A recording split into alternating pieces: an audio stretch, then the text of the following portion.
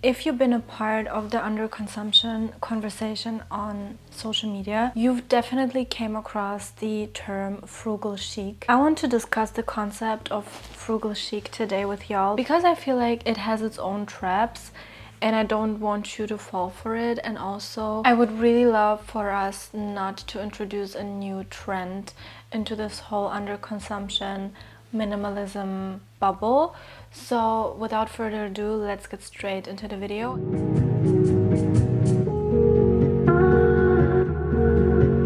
So let's get cozy. I will be decluttering my knitwear while I'm talking about this, so if you feel like joining me, go ahead. If not, grab a tea and let's get straight into it. The term frugal chic was coined by the creator Mia McGrath, if I'm correct. She creates a lot of financial literacy content, which I really love. I love her knowledge and the wisdom she shares, and I really find it very valuable.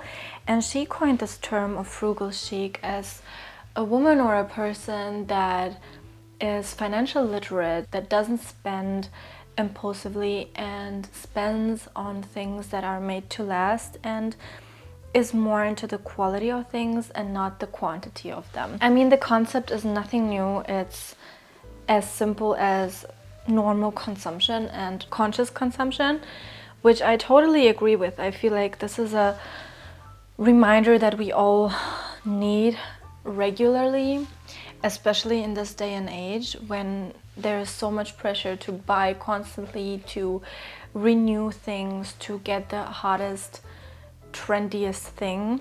And I find it very helpful to create new ways of introducing the same topic. But I feel like that there are different types of traps that we can fall into with this specific concept because it feels a little bit elitist. Let me explain.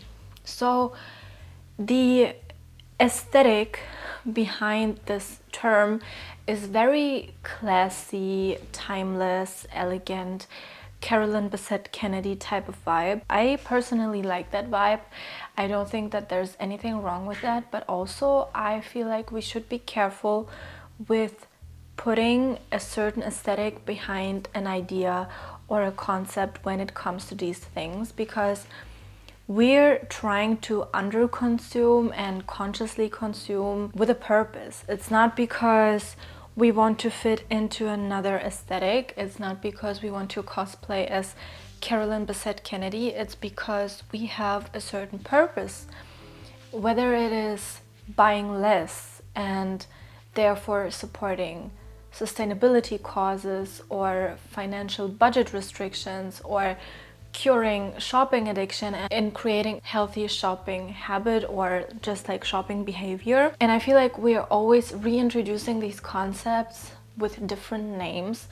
Either it's minimalism, underconsumption, mindful consumption, frugal chic, whatever it is, it always has a certain aesthetic.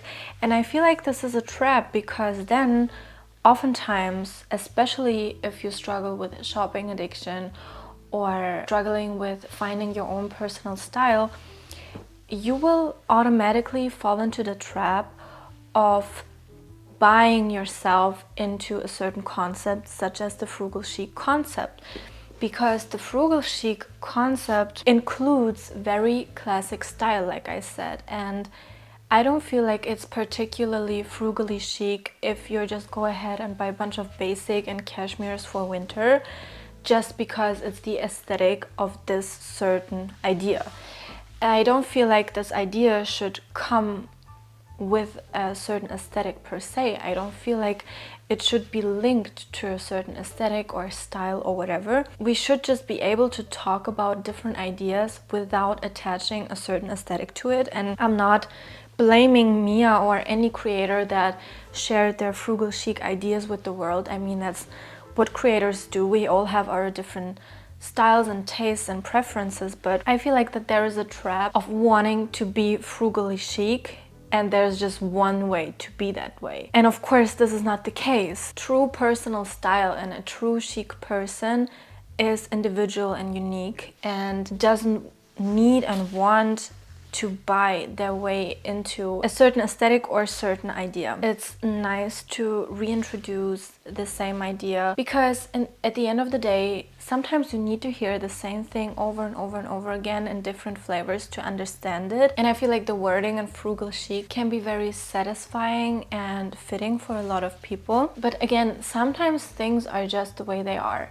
Sometimes it's just spend less, buy less, stick to the things that you already own and try to be more creative with them. Get a new hobby, do something for yourself, grow as a person. Most of the times these are the things that make you a chic person and not necessarily the clothes you wear or in what type of aesthetic you want to put yourself into. I feel like that the whole underconsumption and frugal chic discussion has become elitist to the point where we push each other to buy the most high quality thing, the most long lasting thing. And then we are getting into the territory of saying that the most underconsumption core thing you can do is buying a Birkin and having a Birkin, which is absolutely ridiculous. If you know my channel and you know my ideas, you know that I believe that there are different ways of sourcing and buying high quality, long lasting pieces for an affordable price point. I will die on that hill. I believe in that. I don't think that the only way you can actually build style, even if you're on a budget, is through Shein or fast fashion. I don't believe in that. Sometimes fast fashion is the way to go, especially if you need something now and if you need something very urgently and you don't have the money. Of course, fast fashion is the most convenient thing. But when it comes to building personal style and curating, finding amazing pieces, you will always, always, always be on the safe side with thrifting and online secondhand shopping. This is just what it is. I have multiple videos on my channel on how to do that if you're interested. The idea that you need to spend a lot of money or even buying a Birkin to be under consumption core or to fit into the frugal chic pipeline is crazy to me. It's again so consumption focused, and what should we buy so that we can be frugal and chic and timelessly classy? It's just ridiculous, and it absolutely defeats the purpose of this whole conversation, which is actually you can buy high quality things on a budget which are meant to last, because thankfully there are things such as thrift shops and secondhand online platforms. This should not be an excuse to put yourself into debt just to get the Birkin, just to be frugally chic.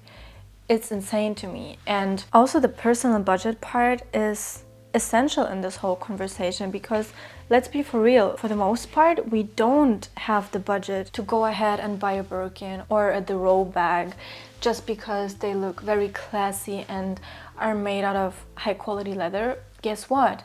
Vintage bags were made also out of high quality leather, and you can buy them for a very reasonable price point. So this whole conversation is getting more and more out of hand with the prioritization and concentration on the aesthetics and certain ideas of current trends and looks. And to be fair, it's giving very much recession core. It's giving very much we all struggle financially, collectively, and therefore we need to embrace this old money, classy, Carolyn Bessette Kennedy type of style, because this is the only way we can be frugally chic, underconsume, and virtue signal to the world that we're very conscious shoppers and we don't need the Zara things and we're above that because we spend so much money on this and that. It's again a very elitist idea, and I don't believe that it has to be that way. Honestly, it's much more simpler than that. Be aware of your budget. Be aware of what you already have, what your personal style is, where you want to go with it. Try to understand yourself and your preferences and your philosophies, ideas, your preferred aesthetics and color palettes and silhouettes and whatever it may be, inspiration. Try to understand this first before trying to buy into a certain idea or look or fantasy self that you are not. At the end of the day, the chicest person is not the person that looks like someone else. It's the person that is authentically them and goes about their own goddamn business. It's that simple, actually. So I would love for us to chill for a second and remind ourselves that frugal chic, underconsumption, conscious consumption, it's the same thing. It's the same thing. We just are tired of spending too much money on stuff we don't like, we don't love, we don't use. And I love this idea. I love for us to have this conversation over and over again so we can help each other remind ourselves that we don't need the next trending piece. I love this conversation.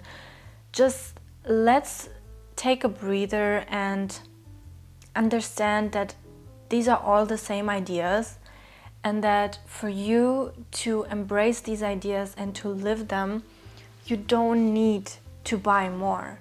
You don't need to look like a certain person to be chic, to be more mindful, to be more under consumption core. It's not about those buzzwords. It's about the actions you take and the behavior you partake in and the healthy habits that you build for yourself. So let's stay educated and pretty and mindful without all of the other BS that is going on around this. And let's keep it 100 and remind ourselves that we're good as we are. We don't need to buy a Birkin or a Chanel flat bag to be frugally chic. We don't need to have the Polen bag. We don't need to buy the Cézanne knitwear to be frugally chic. In fact, it's quite the opposite. So let me know what you think about the topic of frugal chic. If you agree with me on the traps that I see and I have described, and let me know what you think about this concept in general. Again, I would like to shout out Mia because her content is absolutely genius and life-changing, and I would love for all of us, especially women, to be more financially literate and understand saving and finances and whatever it takes for us to be financially responsible. So I hope you enjoyed this video. Again, please share your thoughts with me. I would love to muse about this topic with you, and I cannot wait to see you in the next one. Bye bye.